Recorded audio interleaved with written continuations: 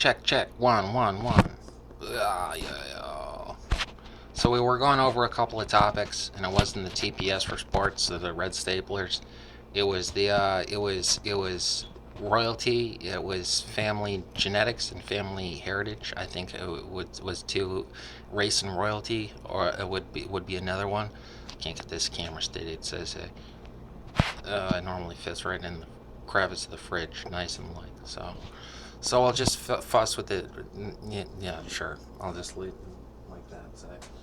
Um, so there was my great grandmother, right? And I'm 12.5% her, right? I'm 12.5% my great grandfather. Well, 12.5% her race would be Swiss, non Germanic Swiss, also known as Aryan. 38% on my dad's side, my grandmother and my grandfather together were both Nordic.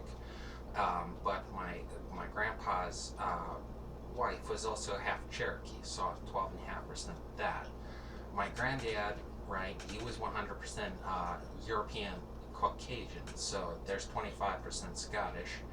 And then there was, see, we did that with the Aryan, the Cherokee, the Mohegan, right? The Scots made with the Swiss Mohegan, right? So let's see, 38% Nordic, 12% Aryan, 12% Mohegan, 12%, 25% Scottish, and 12.5% Cherokee.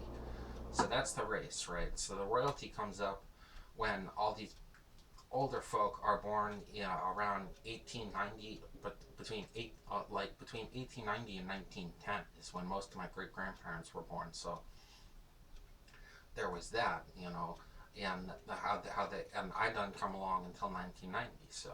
So I don't know who had, when, as far as being born late in the game, but there was that, and then there was, how Gramps wound up being a presidential advisor for about 50 years since witnessing the Hiroshima and the surrender, being at the surrender of Japan on a submarine was what did it over that left New London Harbor.